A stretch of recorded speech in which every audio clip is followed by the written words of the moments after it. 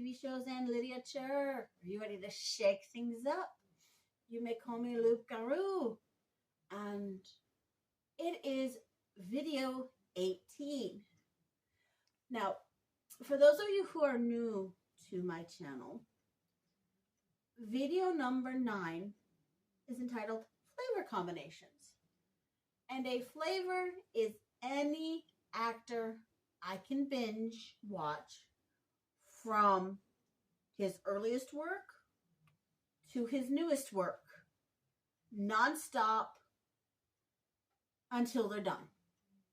Currently, I am consuming the works of Richard Armitage. For the Hobbit fans out there, Thorin Oakenshield. For our BBC friends, Robin Hood or MI5. And he was also in Epic's Berlin Station. He is current flavor.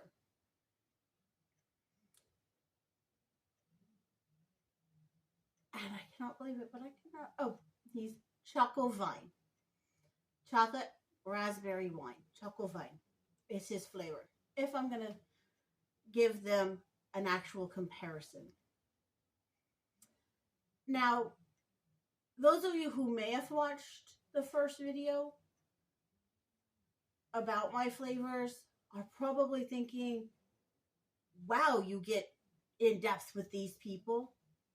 It's their acting style, not them as individual human beings. Ralph, stand up. Good boy. I love watching them perform. I love their talent. All of them can be happy and healthy in their lives. I do not have to be a part of them. I just want to watch them perform. So, 9 videos after my first flavor combinations, we have flavors 8 through 14.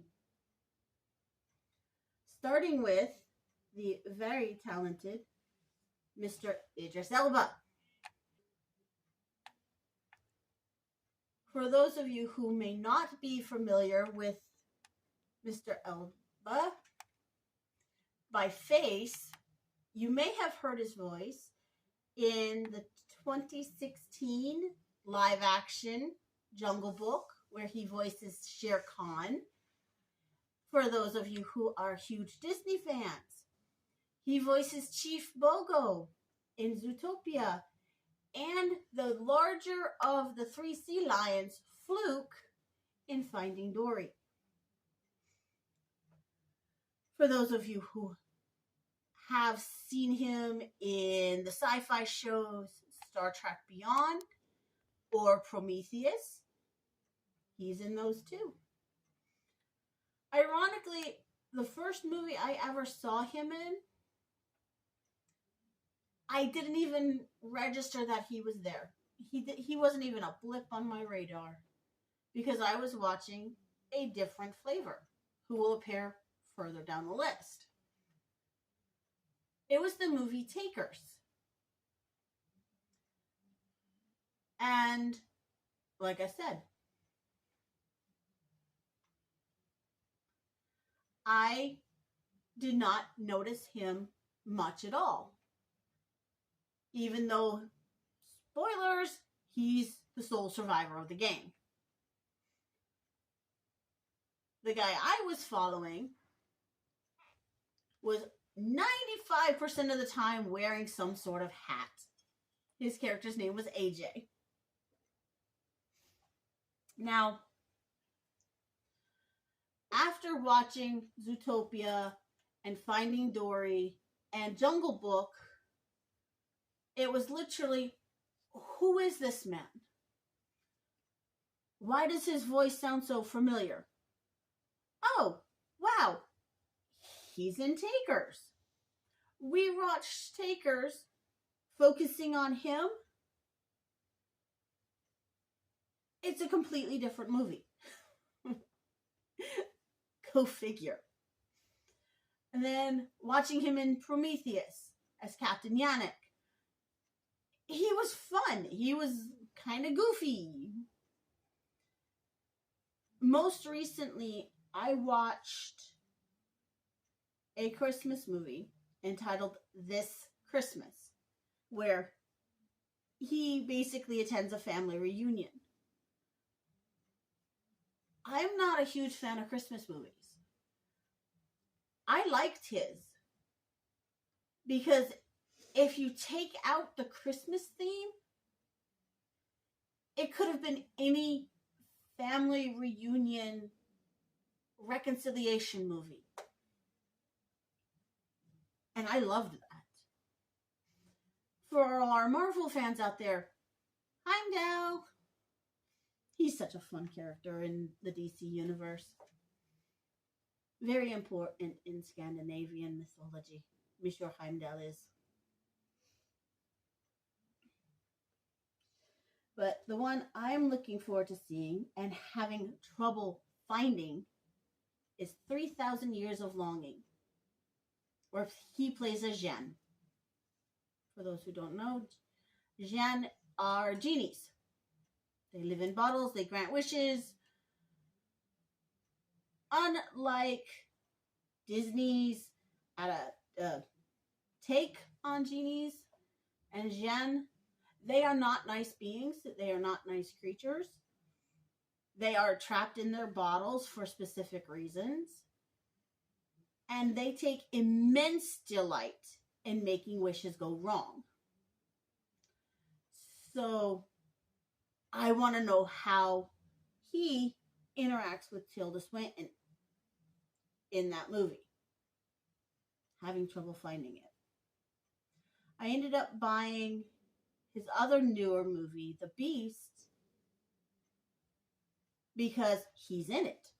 And as I've said many a time, if one of my flavors is in a show, even money says I like that show.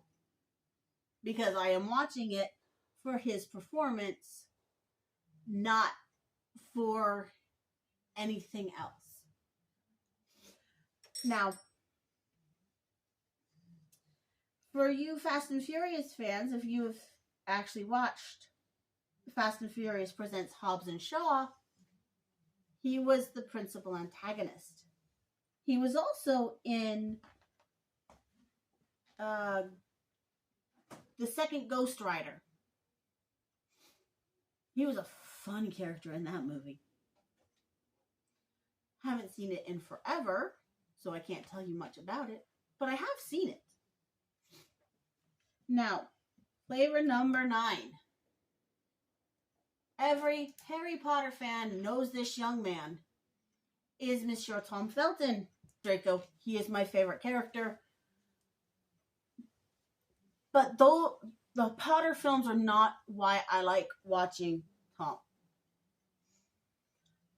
I like him in a movie called In Secret, where he is the cutest little mama's boy goofball you will ever meet.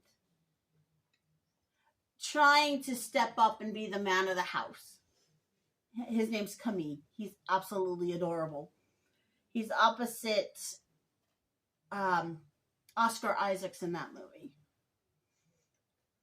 He is also in a werewolf film called Night Wolf. He plays Gary, who is a fun little fella. Uh-oh. Okay, keep going. It's still fine. And Gary is the first, again, spoilers for all of these. Gary is the first semi-on-screen mauling you see in the show. But the best part is a blink and you'll miss it right before the credits, where you're watching his body take a breath, indicating that he survived and he is now a werewolf. Props in his favor.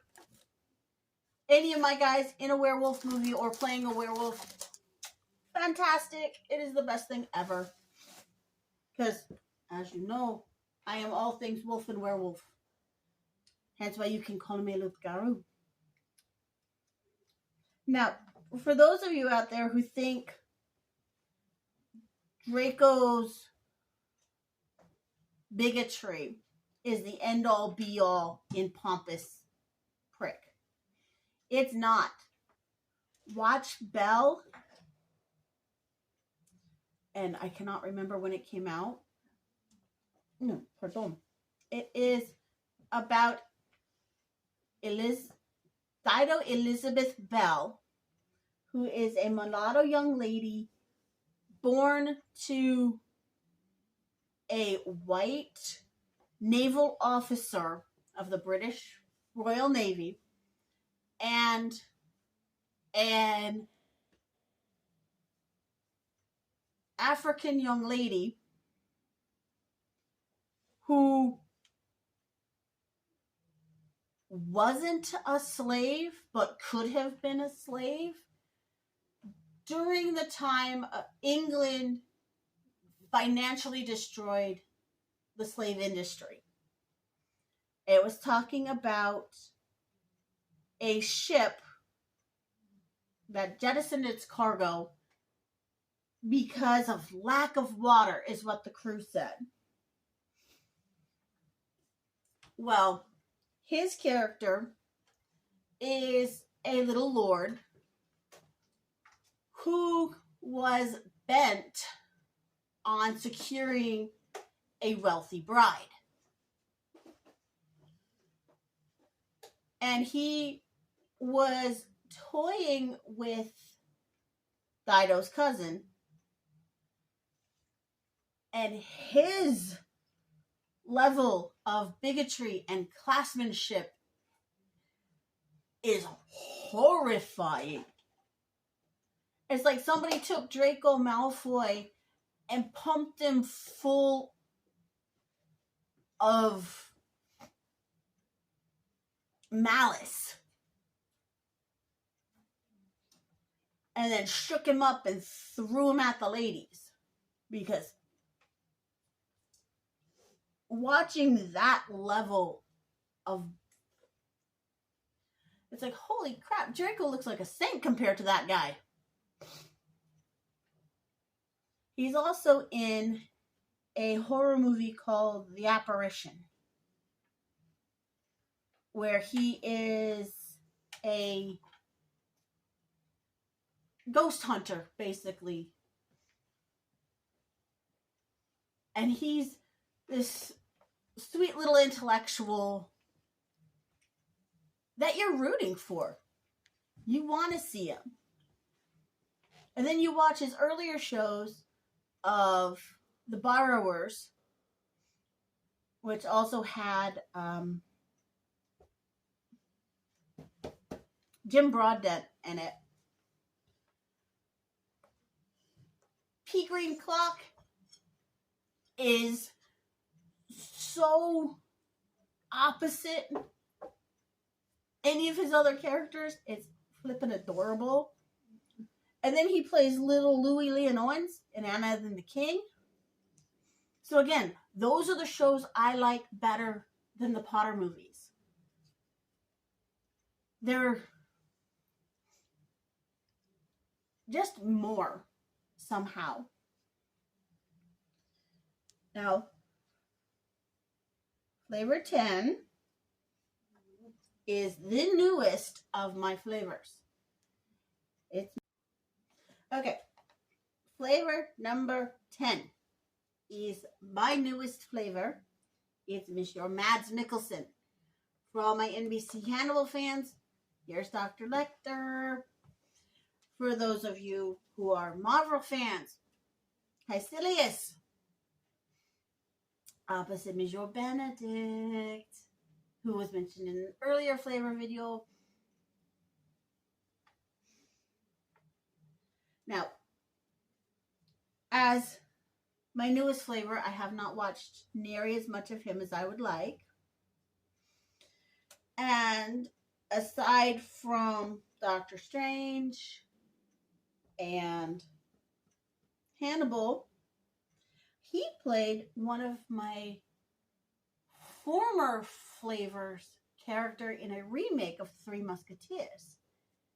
He was the character Rochefort, who in the Disney Three Musketeers with Kiefer Sutherland, Tim Curry, and all of them, Michael Wincott, who was for the longest time the only actor I knew the name of. So to see Wincott basically pass the torch of the villain Rochefort to Mads, fantastic. Truly good casting. He has a way about him that makes people want to follow him. That's why, in my firm opinion, he is the far superior Gellert Grindelwald in the Fantastic Beasts, Secret of Dumbledore. I want to follow his Grindelwald. He's the more persuasive. He's the darker of the Grindelwalds in the Fantastic Saga. I just want to clobber the other one.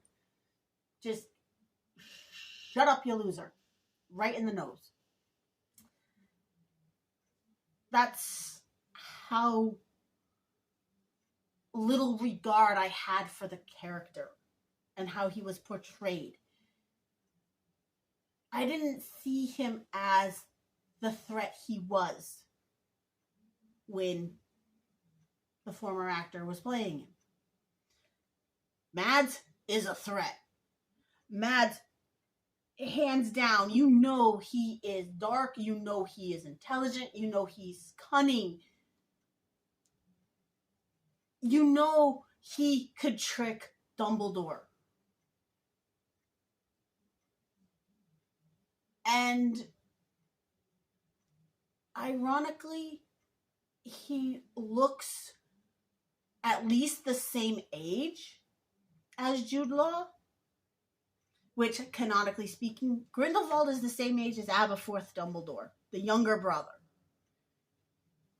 which makes it fascinating that the elder brother was having a tussle with him. And honestly, Jamie looks like he could have grown up into Mads more than he looked like he could grow up into the other gentleman.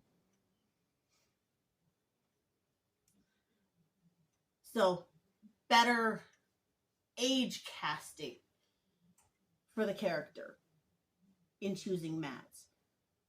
Not to mention he's Eastern European. He's Dutch. So that's actually Western European.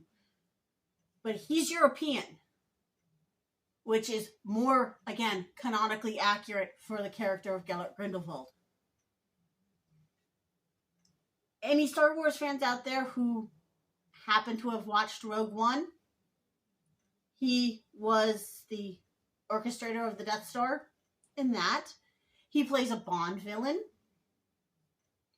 which I need to watch. So 3 guesses as to what I'm going to be doing. Now, Actor 11. Mr. Peter Dinklage. Hello, Tyrion Lannister. Or for you Angry Birds fans, it's Mighty Eagle. Pardon. For you Avengers fans, here's the dwarf who crafted Thor's axe. Which is ironic because he was probably canonically the tallest character in that movie. And now, where Lee Pace is my tallest flavor at 6'5", Peter Dinklage here is my shortest actor at 4'4". So I like a wide range of talent. I am not limited to, oh, they have to be between so tall and so tall. No, talent knows no height. If we're going to compare an actor's acting ability to his height, he's easily 10 foot tall. That's how talented and brilliant an actor he is. He is in Prince Caspian, opposite Ben Barnes, who will appear on this list later. He dropped substantially as a bingeable flavor, sadly. And Warwick Davis. And to see Warwick as a villain, awesome. He had a part in Elf, which I still haven't seen that movie. I've seen parts of it, mostly because I watched Cinema Therapy's reacts to it. And I honestly loved watching him kick the crap out of the other actor, because the other actor was being an innocent little goofball. He is in the movie Pixels, where he plays a cheating little gamer. And it's not a jab at his actual physical height. It is a jab at his character. His character is so... In terms of integrity, his character is so small. And for such a talented man to portray that is fantastic.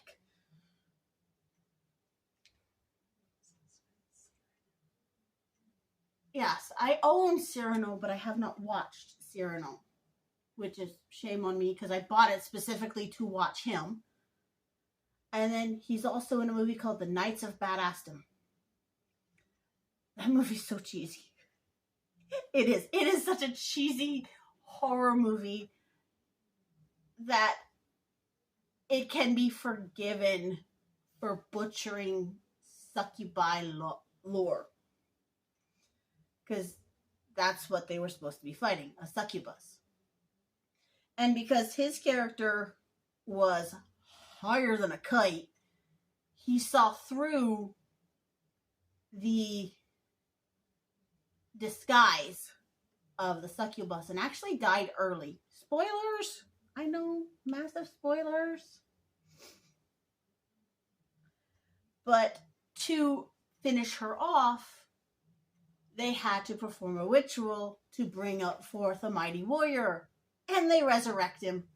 It's awesome.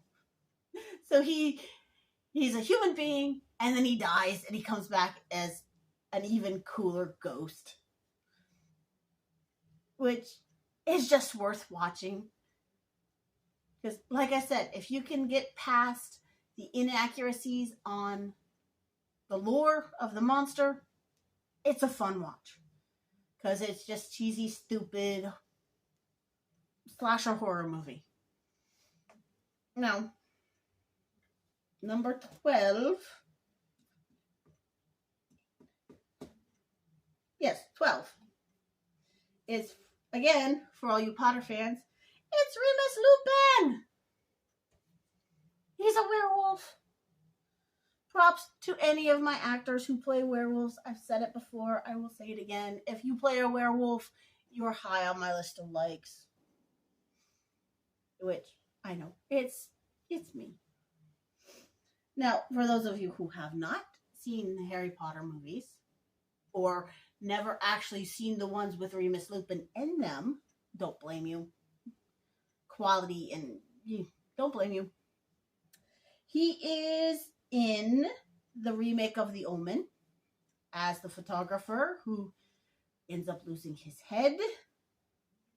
He is in Warhorse as a rather nasty landowner. He is Ares, or Sir Patrick, in the Wonder Woman franchise with Gal Gadot. And he was in the weirdest, psychologically confusing movie I have ever seen. It's entitled Naked. And it is weird.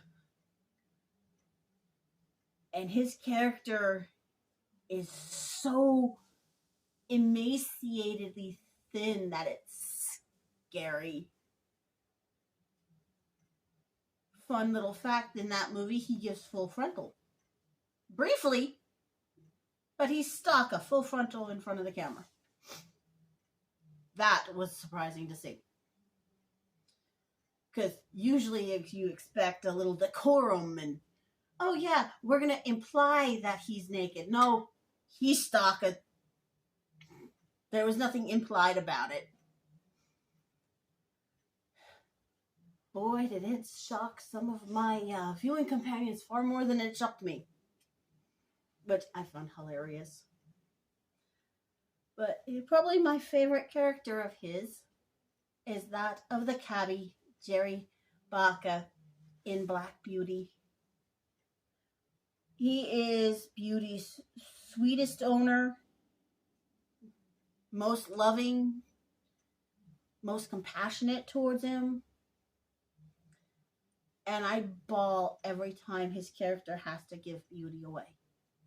Granted, I bawl through that movie anyway because nobody and nothing, be it animal or person, deserves what those horses went through in that movie. Thankfully, it was filmed during a time when they were not allowed to actually hurt the animals. So, thank Merlin for that. But yeah, Black Beauty makes me cry all the time. And his character is part of the reason why. Because he's just so sweet. You know, he is also in Red 2, Retired and Extremely Dangerous 2, as a Lefrog. And from what I've seen of that movie, he was rather a fun little side character. Now, number 13. Woohoo! Lucky number 13 is a very talented man by the name of Michael Sheen. He also plays a werewolf. They call him Lycans in the Underworld saga. Specifically, watch Rise of the Lycan, Underworld, and Underworld Evolution, and you will see Lucian right here, the leader of the Lycans. For those of you who do not want to see him as a werewolf, watch him as Aro in Twilight. A vampire that, if it wasn't for the fact that he was so dangerous, he would be so easily ignorable or dismissed because of how eccentric he is. If you don't want to see him as a vampire or a werewolf, watch him as a cute little white rabbit in Alice and Wonderland and Alice Through the Looking Glass. In Through the Looking Glass, my chocolate flavor, Richard Armitage plays Erasabeth and the White Queen's father. Yeah, it just occurred to me. I've named all my guys as bingeable, give them flavors, and yet I've only flavored Richard Armitage as Chocovine and Idris Elba as Blood Juice, which is a cranberry, pomegranate, raspberry, apple, cherry blend. No blood actually in it. And Manu Bennett is buffalo chicken.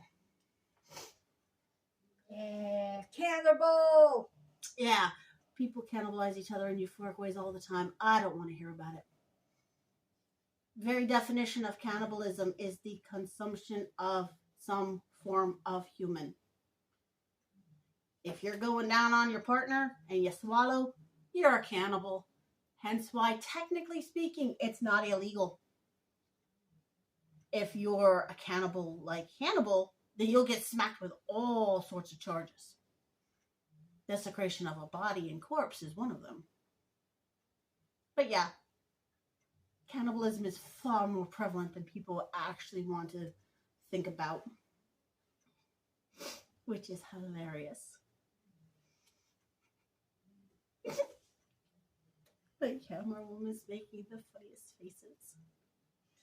But he is also in a movie called Frost Nixon, where he is a reporter named Frost, who is actually the man who gets President Nixon to confess to all his crimes.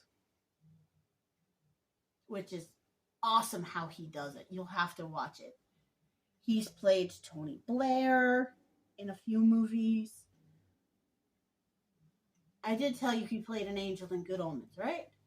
Oh, according to my camera woman, I didn't. My bad. Yeah, he plays an angel opposite David Tennant in Good Omens. Have not seen that. Want to see it, but have not seen it. He's played a soccer manager in one movie. I cannot remember what it's called. Again, IMDb these fellows, Netflix them, Amazon Prime them.